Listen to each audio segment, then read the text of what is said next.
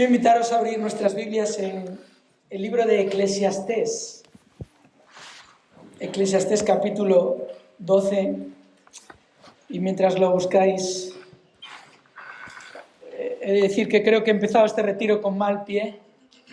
Y quiero tratar de arreglar mi tremendo error.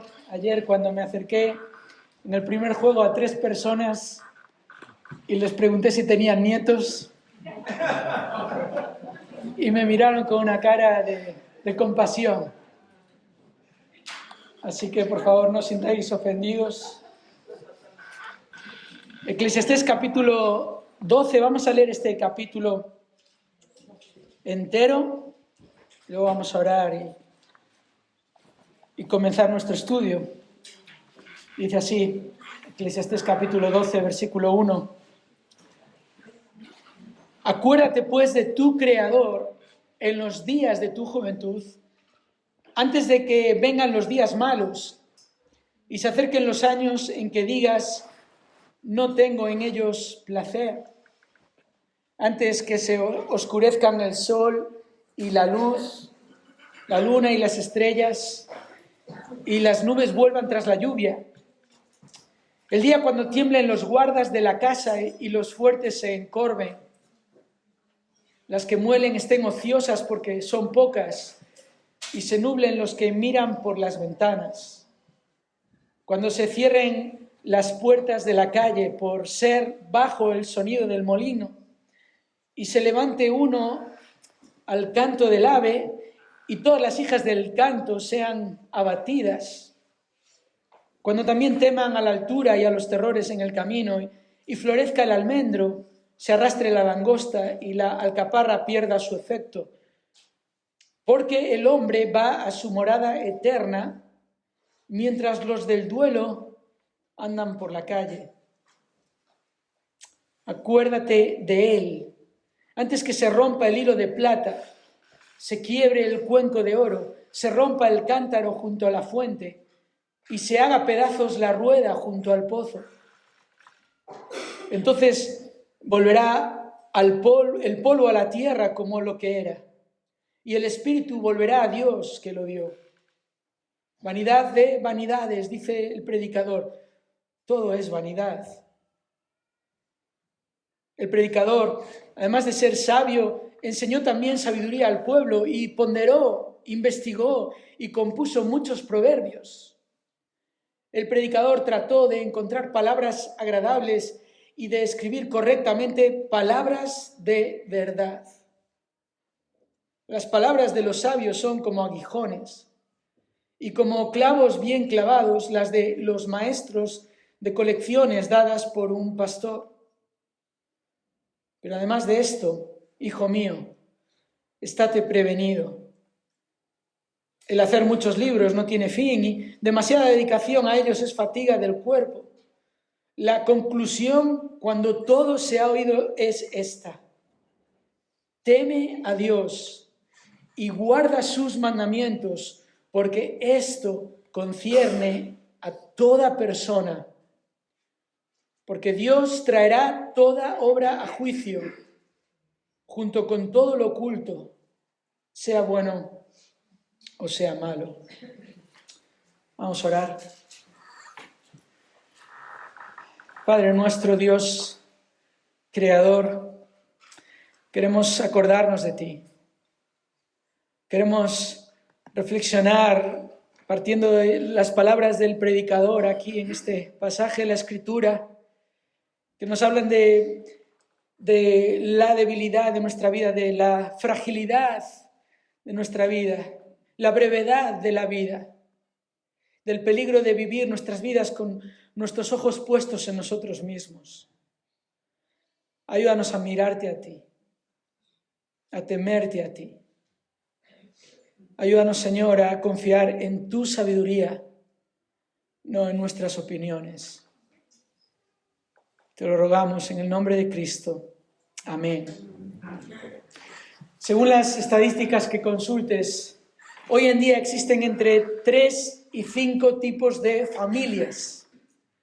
Esta variedad debería ser una diversidad muy celebrable, esto según la Organización Mundial de la Salud, una diversidad muy celebrable.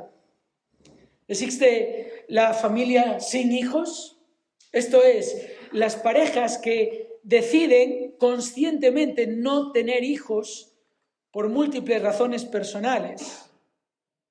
También la familia con hijos o la familia tradicional, el padre, la madre y los hijos, biológicos o adoptivos. Pero también existe hoy en día la familia homoparental. Esta es la que está formada por una pareja homosexual, de 2 hombres o 2 mujeres, con 1 o más hijos. Y también está la familia que se describe como reconstituida, formada por la fusión de varias familias. Otra vez citando a la Organización Mundial de la Salud, tras un divorcio, los hijos viven con su madre o su padre y con su respectiva nueva pareja, que puede tener también sus propios hijos a cargo. Además, el otro progenitor también puede tener una pareja con hijos, por lo que estos hijos formarán parte de una gran familia compuesta. Bueno, y también existe la familia monoparental, formada por un único adulto con hijos. Generalmente son más frecuentes las familias monomarentales, es decir, aquellas en las que el adulto presente es la madre. Y a estas aún podríamos añadir otras: familia de acogida, familia adoptiva, familia extensa. En definitiva, una diversidad muy celebrable, una en la que se promueve el bonito eslogan de todas diferentes, todas son familia. ¿Es cierto? ¿Todas son familia? ¿Es una diversidad muy celebrable? ¿O es una realidad muy lamentable? Porque lo cierto es que toda familia que no es la familia que Dios diseñó es evidencia de lo que el pecado y la maldad han logrado. Esta diversidad es un desastre. Esta diversidad es una manera más de despreciar al soberano diseñador. Es un grito arrogante contra el que lo diseñó todo como bueno. Es una demostración de la prepotencia de la criatura. La criatura que se cree más sabia y capaz que el Creador. Nuestra cultura es tan necia que no es capaz de ver todos los problemas que surgen por despreciar a Dios. No es capaz de ver todos los perjuicios que vienen por desechar el diseño de un Dios que no puede ser acusado de hacer algo que no sea bueno. Es la criatura la que puede ser acusada de llamar bueno a lo que es malo. Es la criatura la que puede y debe ser acusada de distorsionar el diseño original, porque lo que la criatura trata de hacer es justificar su propia maldad y necedad. Y en esta justificación de lo injustificable, a veces, tristemente, nos encontramos a la Iglesia de Dios tratando de no incomodar a los que insultan la sabiduría de Dios, cayendo en la trampa de los que predican y promueven la tolerancia. Pero hermanos y hermanas, el pecado no se puede tolerar. El pecado no produce nada que sea bueno. Y lo que Dios diseñó como bueno, la familia sagrada, el ser humano la distorsionó y la convirtió en algo malo. La familia profanada. La familia profanada. Algunos dicen que la familia es sagrada, como queriendo resaltar que la familia es lo más importante. La familia no se toca. La familia está por encima de todo. Pero no dicen esto queriendo defender el diseño de Dios de la familia. Estos días yo quisiera resaltar precisamente que la familia es sagrada. En el sentido de que el ser humano ha conseguido profanar también la familia tal cual la diseñó. Y quisiera retarnos a defender el diseño de Dios. Y con este propósito, en esta primera sesión, me gustaría que pudiésemos reflexionar en cuanto a 3 cuestiones clave. 3 cuestiones que debemos considerar previamente si queremos preservar lo que Dios creó como algo sagrado. No 5 o 6 o 8 tipos de familia, sino un tipo de familia, un modelo, una estructura. Durante estos 2 días vamos a recordar cuál es la perspectiva bíblica y cuál es el plan de Dios para la familia. Vamos a señalar también las evidencias de la profanación de la familia. Todo esto para alentarnos a mantenernos fieles al diseño de Dios. La primera cuestión que debemos considerar es la corrupción de la cultura. La corrupción de la cultura. La perversión de nuestra sociedad. El hecho de que nuestro contexto consiste en una feroz oposición hacia Dios y hacia lo que Dios ha establecido. Obviamente, nuestra cultura no reconoce su corrupción. Nuestra cultura está siendo eficaz en su manera de redefinir lo que Dios ha definido desde el principio. La cultura describe como cambio social lo que en realidad es corrupción. Son cambios sociales que requieren nuevas definiciones.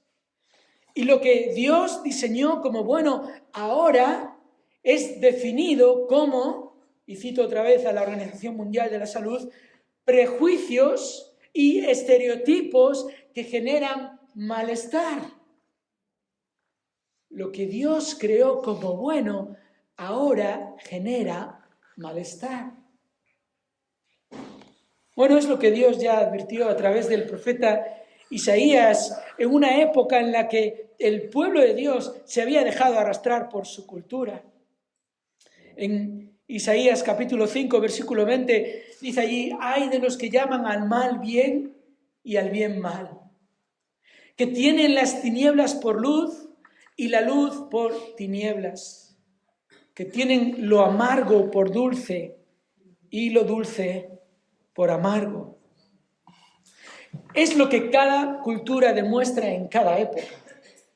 La redefinición como estrategia para legitimar lo que Dios nunca diseñó. Y la implicación, hermanos, es que no podemos suavizar la intención de nuestra cultura, como pretendiendo que los que se oponen a Dios puedan proponer algo que sea bueno para la sociedad. No podemos subestimar la determinación de los que rechazan la soberanía y la sabiduría de Dios. No podemos ignorar las insidias de las huestes espirituales de maldad que luchan contra el conocimiento y el reconocimiento de Dios. Pablo se lo advierte a los efesios.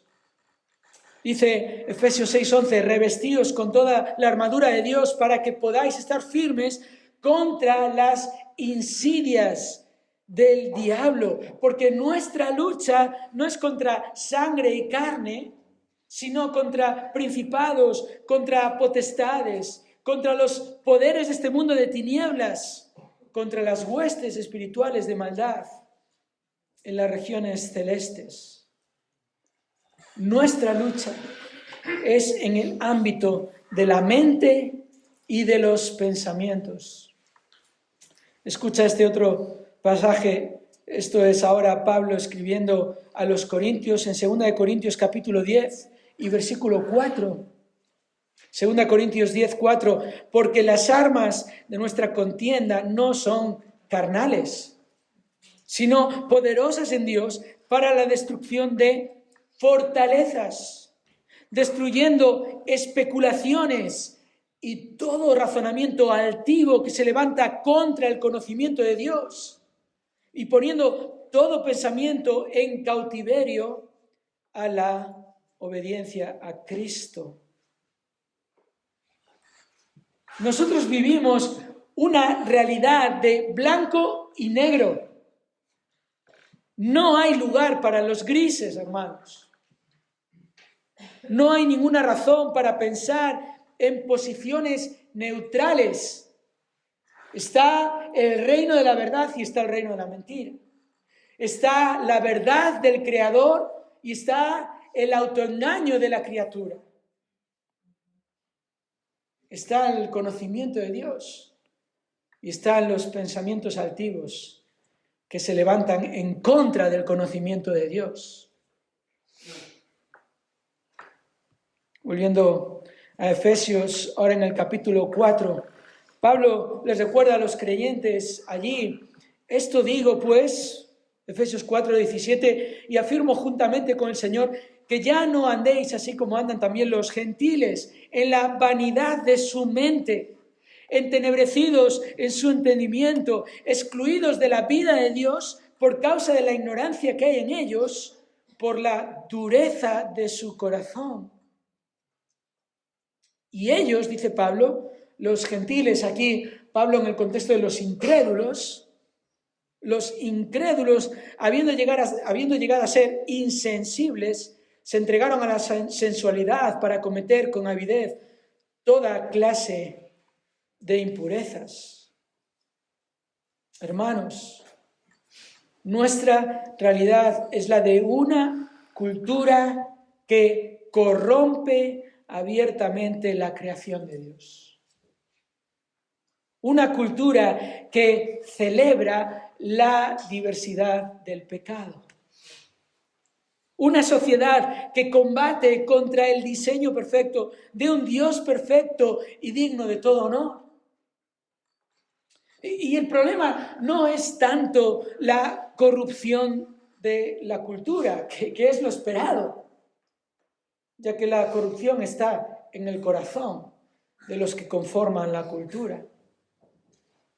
Pero el problema no es tanto la corrupción de la cultura como la inconsistencia de la Iglesia. Ese es el gran problema. Porque el Señor ha establecido su Iglesia como la columna y sostén de la verdad, como la institución que defiende el diseño de Dios, como el organismo que promueve la santidad y la sabiduría de Dios. El problema es una Iglesia que ante la corrupción de la cultura se diluye en su determinación de vivir de acuerdo a la voluntad de Dios. Ese es el problema, que hoy en día nuestra Iglesia quiere parecerse más a la cultura, quiere caer bien a la cultura. ¿Y cuál es el precio de eso? ¿Qué es lo que hay que sacrificar? Bueno, hay que empezar a ser más tolerantes, hay que aceptar estas redefiniciones del mundo, de nuestra cultura a nuestro alrededor. Entonces nos encontramos con una Iglesia que, debiendo reafirmar los principios y las verdades bíblicas, debiendo proclamar el mensaje de acordarnos del Creador, de temer a Dios y de guardar sus mandamientos, ahora nos encontramos con una Iglesia que trata de readaptar esos principios para contentar a la cultura. La cuestión es si la Iglesia sigue creyendo en la Biblia. Y es tremendo que tengamos que llegar a este punto, pero es la realidad. El peligro está en que la Iglesia esté dudando de la suficiencia de las Escrituras. La cuestión es si tu iglesia sigue creyendo en la Biblia.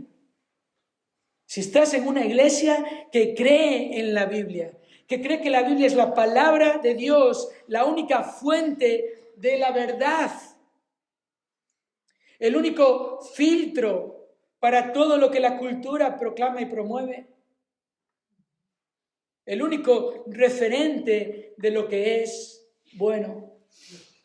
Y esto nos lleva a la segunda cuestión previa que debemos considerar ante la realidad actual con respecto a la familia diseñada por Dios. Mira, ¿debemos creernos la conclusión de la cultura de que esta diversidad debe ser celebrada? No, porque la cultura está corrompida. Porque vivimos en medio de una generación torcida y perversa en la cual hemos de resplandecer. Escucha ahora las palabras de Pablo a los filipenses. Filipenses capítulo 2, el versículo 14 dice: haced todas las cosas sin murmuraciones ni discusiones, para que seáis irreprensibles y sencillos, hijos de Dios sin tacha en medio de una generación torcida y perversa, en medio de la cual resplandecéis como luminares en el mundo. ¿Qué luminar en el mundo es la iglesia de Cristo si se parece a la cultura en la que está? ¿Qué contraste? ¿Qué reflejo? ¿Qué mensaje? Pablo dice: en medio de la cual resplandecéis como luminares en el mundo, sosteniendo firmemente la palabra de vida. Sosteniendo firmemente la palabra de vida. Esa es la segunda cuestión que debemos considerar. No solo la corrupción de la cultura, sino la inspiración de las Escrituras. Esta es la segunda cuestión que quiero que consideremos. La inspiración de las Escrituras. Lo segundo que debemos considerar al reflexionar en cuanto al plan de Dios para la familia es la verdad incuestionable de que la Biblia es la palabra de Dios. La palabra de verdad. La única fuente de la verdad. La palabra de vida, el único mensaje que tiene poder para dar vida a los que están espiritualmente muertos. La palabra que ilumina, la palabra que vivifica. Y es por esta verdad, que la Biblia es la palabra de Dios, que el enemigo de Dios y el enemigo de los creyentes ha tratado de cuestionar desde el principio lo que Dios dice. ¿Recordáis Génesis 3? Con que Dios os ha dicho. Ahí está la semillita. Pero ahí está la sutil, el sutil ataque a la palabra de Dios. Esta sutil estrategia. ¿Dios os ha dicho? No. En realidad Dios piensa esto otro. En realidad Dios no quiere que sepáis lo que Él piensa. Y desde el comienzo, la estrategia sutil y elaborada del engañador ha sido el desafío permanente y persistente contra la naturaleza de la palabra de Dios. Y tenemos un enemigo que lo que menos es un monstruo con cuernos y tridente en la mano. Y lo que más es un astuto engañador. Un hábil y sutil engañador que es capaz de, con pocas palabras, tergiversar lo que Dios dice. Y así es como nos encontramos no ya a los incrédulos, sino a creyentes cuestionando la inerrancia de las Escrituras. Porque algunos dicen, bueno, es que la Biblia tiene errores. Otros cuestionan la relevancia de las Escrituras y dicen, es que lo que dice era válido en otras épocas, pero ahora no es apropiado. Oh, hermanos, estos ataques a la eficacia perfecta y permanente de la palabra de Dios están influenciando a los creyentes. Y te pido que pienses en esto por un momento. En creyentes que nos creemos que somos más listos que Adán y Eva. Que pensamos que no nos vamos a dejar engañar y arrastrar fácilmente. Como Adán y Eva, pero Adán y Eva estaban rodeados de un contexto libre aún de la distorsión del pecado. Y fueron engañados. Vamos a responder mejor nosotros, que vivimos bajo la influencia de una cultura corrupta y perversa. Creemos que nos va a ir bien si pensamos que hay partes de la Escritura que no se deben aplicar a los tiempos que corren. Hace muchos siglos ya, Agustín de Hipona dijo, si crees lo que te gusta del Evangelio, pero rechazas lo que no te gusta de él, no crees en el Evangelio, sino en ti mismo. Ese es el diagnóstico acertado, hermanos. Que creer en lo que nos gusta o en lo que nos cuadra de la palabra de Dios, en realidad es creer en nosotros mismos y no en Dios. Es pensar que podemos mejorar lo que Dios ha dicho. Esta es la arrogancia. Esta es la criatura menospreciando al Creador. Si tenemos esta actitud con respecto a la palabra de Dios, que hay doctrinas válidas y pertinentes y hay otras que no lo son, estamos diciendo que la palabra de Dios depende de nuestra apreciación, de nuestra evaluación de las cosas, de las culturas, de los tiempos. Pero, ¿qué es lo que la Biblia afirma de sí misma? ¿Qué es lo que Dios dice de su palabra? ¿Que está a merced de nuestro criterio y consideración? Lejos esté de nosotros tal pensamiento. Porque Dios dice que Él ha puesto su palabra a la altura de su nombre. Salmo 138, versículo 2. Dice David, me postraré hacia tu santo templo y daré gracias a tu nombre por tu misericordia y tu verdad, porque has engrandecido tu palabra conforme a todo tu nombre. Despreciar la palabra de Dios es despreciar a Dios. Dios pone su nombre en juego con su palabra. Si hay fallo en su palabra, Dios no es Dios. Si hay ineficacia en su palabra, hay ineficacia en Dios. El Señor Jesús mismo da testimonio de que toda la palabra de Dios se cumplirá. En Mateo capítulo 5, versículo 18, Jesús dice, porque en verdad os digo que hasta que pasen el cielo y la tierra, no se perderá ni la letra más pequeña, ni una tilde de la ley, hasta que todo se cumpla. ¿Qué dice Dios de su palabra? Toda escritura es inspirada por Dios. Cada palabra sale de la boca de Dios. Es Dios que por medio de su Espíritu Santo mueve a los autores bíblicos para escribir su palabra, y cada palabra es su palabra, y cada palabra es útil, suficiente. Esto es lo que Dios dice de su palabra. Es su palabra, es la inspiración de las Escrituras. ¿Tenemos esto claro?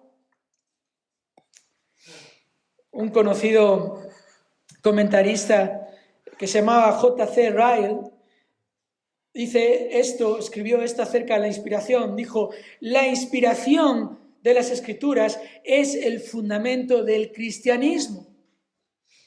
Si los cristianos no tienen una herramienta divina a la que recurrir como base de su doctrina y práctica, no tienen una base sólida para la paz o la esperanza, y no tienen derecho a reclamar la atención de la humanidad. Muy cierto. No tenemos nada que decir al mundo si no decimos lo que Dios ha dicho en su palabra inerrante, inspirada e infalible. ¡Qué torpeza! ¡Qué desastre! Que la Iglesia quiera ir y decir al mundo palabras que son de la sabiduría del mundo, y que tenga temor a hablar con confianza las palabras que son la sabiduría de Dios, las palabras que son eficaces, que llegan a lo más profundo, que transforman a la persona de dentro a afuera. No tenemos ningún derecho a reclamar la atención de nuestra cultura si no vamos a decir toda la verdad. Por eso, hermanos, nuestra comprensión de la doctrina de las Escrituras es fundamental. Que entendamos que vienen directamente de la boca de Dios y a través de hombres que fueron movidos por el Espíritu de Dios, guiados para escribir su palabra, la verdad.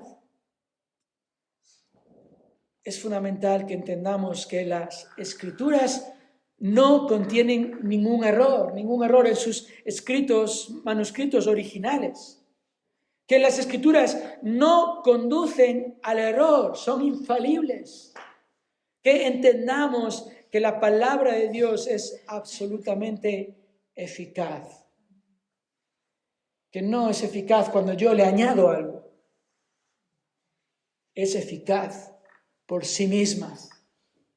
Y es permanentemente viva. Que es siempre actual. Mañana tendrás que actualizar tu móvil o tu tableta, pero no tu Biblia. Por eso quiero que pensemos por un momento en 4 propiedades de la palabra de Dios. 4 propiedades que la palabra de Dios tiene y que siempre deben estar presentes en nuestras mentes. No te olvides nunca de esto. Primero, de la precisión de la palabra. La precisión de la palabra. Piensa en esto. Piensa en el hecho de que unos 40 autores diferentes escribieron en un periodo que abarca unos 1500 años y que todos escribieron una misma historia con un mismo protagonista.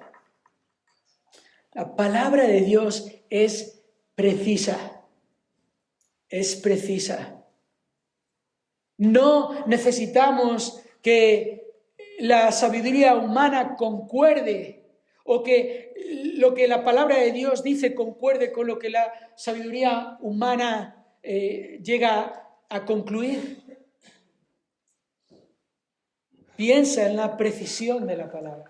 Piensa también en la perspicacia de la palabra de Dios. la perspicacia de la palabra de Dios. Esto es su competencia, su capacidad, su congruencia a lo largo de la historia. Piensa esto. Piensa en que 2000 años después de terminar de escribirse, la Biblia sigue siendo tan eficaz como siempre lo ha sido.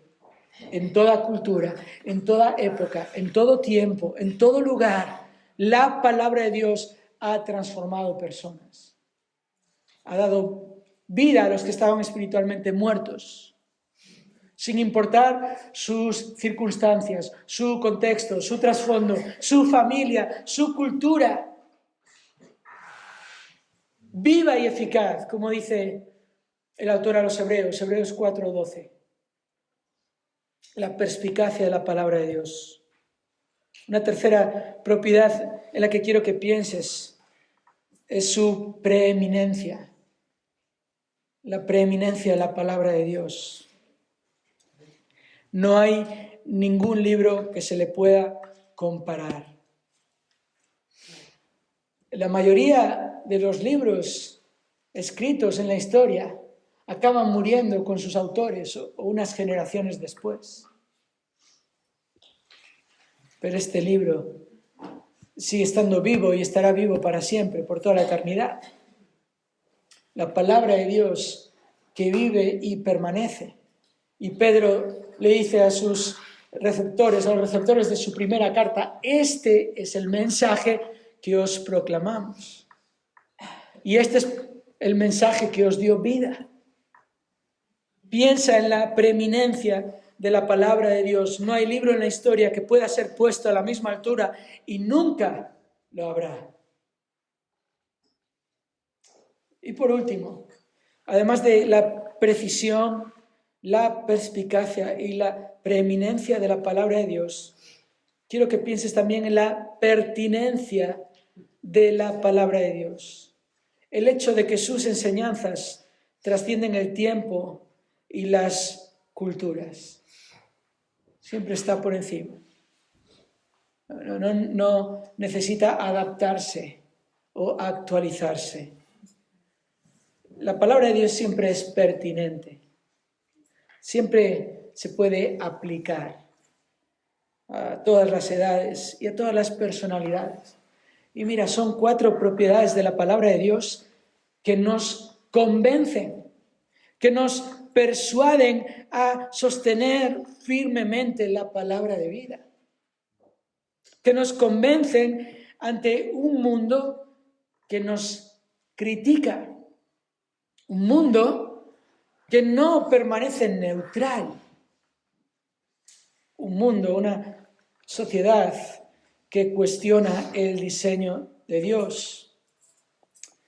Y citando una vez más a este comentarista y pastor J.C. Ryle, él dice, nuestra plena persuasión y certeza de la verdad infalible y de la autoridad divina de la misma proviene de la obra interior del Espíritu Santo que da testimonio por y con la palabra de Dios en nuestros corazones. En otras palabras, si tú estás aquí y eres un creyente, una creyente, tú misma eres una evidencia del poder incomparable de la palabra de Dios. La verdad infalible. La verdad infalible que presenta un solo tipo de familia, no 5. Un solo tipo de familia. Y es cierto que Dios, en su providencia, puede llevar a una familia a pasar por circunstancias singulares, que pueden afectar significativamente a esa familia, pero escucha, esas circunstancias nunca redefinen su plan. No abren la puerta a nuevos tipos o modelos de familia. Sí abren la puerta a una manera más particular y profunda de confiar en la verdad. Si ese es tu caso, si ahora mismo no tienes un cónyuge para ayudarte en la crianza de los hijos que tienes, eso no es un nuevo modelo de familia. Lo que el mundo promueve son personas que a propósito quieren criar a sus hijos solos. Es un desprecio al plan de Dios. Pero si Dios te ha llevado a una circunstancia así, es su providencia, es su plan. No es un error. Y no hay que redefinir. Hay que esperar en el Señor. Hay que descansar en que Él es bueno y bienhechor, como dice el Salmo 119. O si no tienes hijos, queriendo tener hijos. O si no estás casado y el plan de Dios igual para tu vida es el don de la soltería, que es un don. Esos son los términos bíblicos, es la definición bíblica. Un regalo de Dios para el que Dios capacita a la persona que está soltera. Estas situaciones lo que hacen es llevarnos a confiar aún más en Dios, porque son pruebas, y es lo que Dios hace con las pruebas y por medio de las pruebas. Santiago escribe: tened por sumo gozo el que os halléis en pruebas de todo tipo, en diversas pruebas, para que el Señor os complete por medio de esas pruebas, para que no os falte de nada. Cuando estás en alguna prueba, hermano, hermana, eso es lo que dices a Dios y es el testimonio que das a otros a tu alrededor. Sí, estoy en esta prueba porque algo me falta. No sé qué me falta, pero algo me falta. En mi caminar con el Señor, en mi confianza en Él, en mi crecimiento espiritual, hay algo que el Señor tiene que añadir y completar, y en este caso lo está haciendo por medio de la dificultad. Es una cuestión de confiar en la verdad infalible, en la inspiración de las Escrituras, en la autoridad del autor de las Escrituras. Esa es la tercera cuestión clave que necesitamos considerar. Hemos considerado la corrupción de la cultura en medio de la cual vivimos. Hemos considerado que no hemos de ser torpes en pensar que la cultura tiene algo bueno que aportar, que es importante escucharles. Hemos considerado también la inspiración de las Escrituras, que solo la palabra de Dios es de Dios y es lo único que supone nuestra base, nuestra confianza, nuestro cimiento. Pero algo más que necesitamos considerar es la autoridad del Creador. La autoridad del Creador. Acuérdate de el Creador. Y necesitamos considerar, hermanos, cómo las Escrituras suponen y señalan la autoridad absoluta de Dios. La autoridad de Dios está en la palabra de Dios. Mira, tú puedes montar un mueble a tu manera. Puedes ir y comprar uno de esos muebles en ciertas tiendas que todos conocemos, que vienen con esas instrucciones, pero puedes decidir ignorar las instrucciones de montaje que vienen con el mueble, pensando que hay varias maneras válidas de montarlo. Y luego, como a mí me pasó, te darás cuenta de tu error, porque el mueble fue diseñado para ser montado de una manera específica. Tú puedes poner gasolina a tu coche que tiene un motor diésel, ignorando ese pequeño detalle, porque resulta que la gasolina se ha puesto más barata y entonces piensas que, bueno, lo importante es que el motor tenga combustible, ¿verdad? Pues le echas gasolina y luego te darás cuenta de tu error, porque ese motor fue diseñado para funcionar con un combustible específico, según el ingeniero que lo creó. Y lo mismo podríamos decir de tantas cosas que han sido diseñadas de manera específica y con un propósito determinado. Bueno, así ocurre con lo que el Creador creó. El autor del libro de Eclesiastés no se refiere a Dios continuamente como el Creador por casualidad, porque lo que este libro busca hacer es contrastar una vida de ignorancia a aquel que creó y diseñó todo con respecto a una vida de confianza y temor en aquel que lo creó y diseñó todo. Si lees este libro, varias veces vas a encontrar la expresión debajo del sol, que no es un término de cuestiones, digamos, de localización, como si estamos debajo del sol y hay otros que están encima del sol, sino para enfatizar precisamente eso. Quienes viven ignorando al que está por encima del sol y quienes viven confiando en quien está por encima del sol, quienes viven una vida por encima del sol, aunque están debajo del sol. Y aquí termina mi trabalenguas. Pero ese es el énfasis. Confiar en aquel que lo creó. Para que funcione, es indispensable seguir sus instrucciones.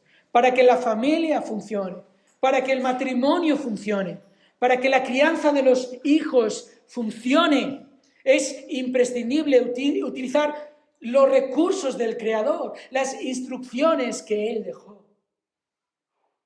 Es esencial la obediencia, la lealtad al Creador. Porque al final la diferencia no está en el conocimiento, está en la convicción. La clave no es conocer el plan de Dios solamente. La clave es estar convencido de que su plan es el correcto. Digan los que digan, lo que digan los que están a tu alrededor. La clave está en demostrar esta convicción por medio de la sumisión a su palabra infalible, a su autoridad divina. Salomón dice aquí en este libro, las palabras de los sabios son como aguijones. La clave es entender que la palabra de Dios, las palabras de Dios son como aguijones.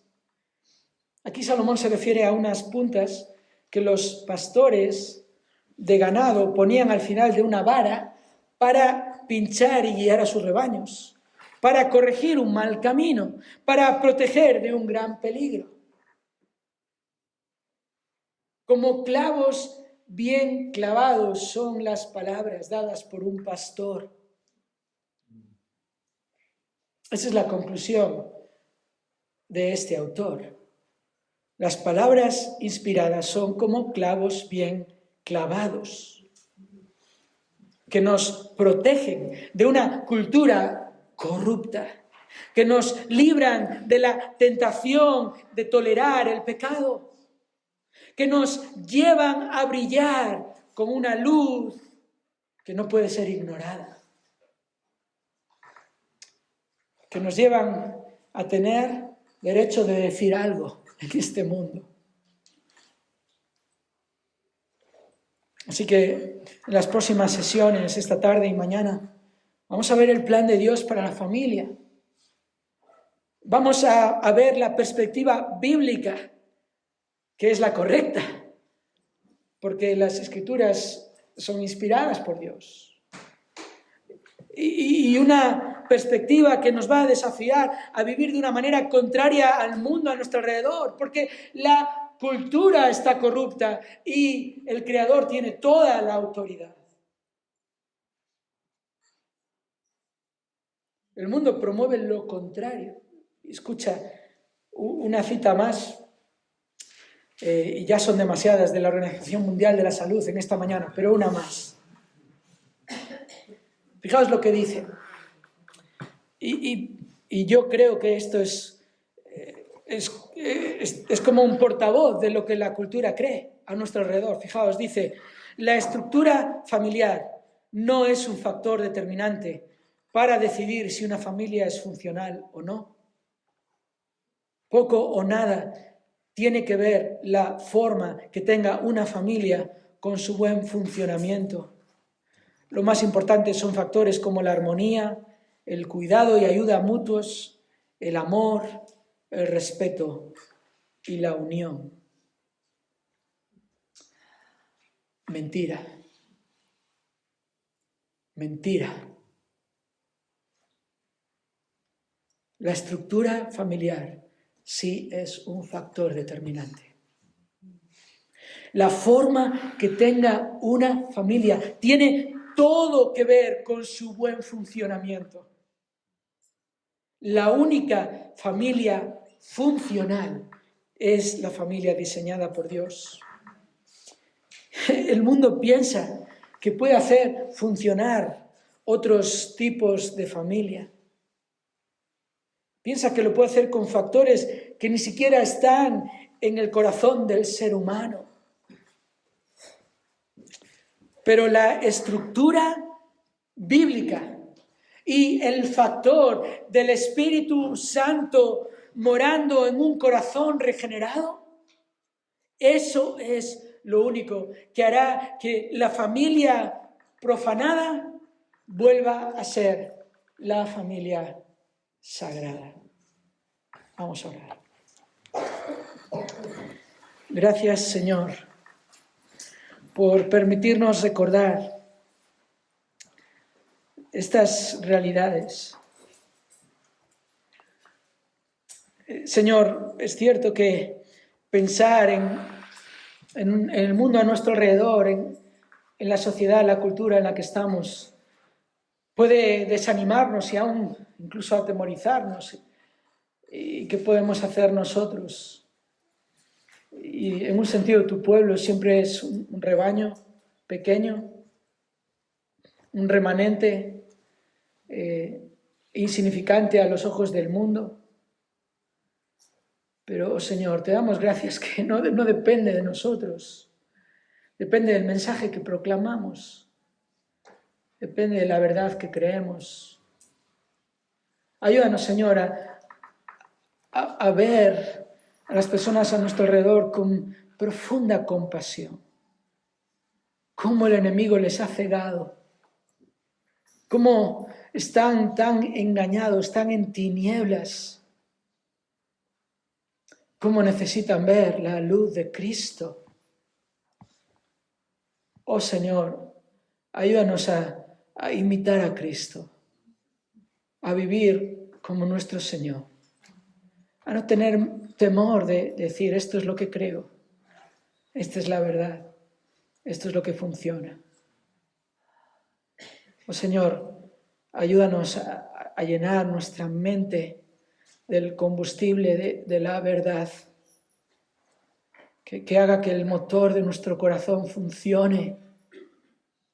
Ayúdanos a ser, Señor, en nuestras circunstancias en las que tú nos tienes, Señor, ya sea solteros o casados o viudos, o con hijos o sin hijos, Señor, ya sea que hayamos llegado a una situación en la que estamos por medio de nuestro error, de nuestra culpa, Señor, sabiendo que tú eres misericordioso, que tú restauras, que tú afirmas.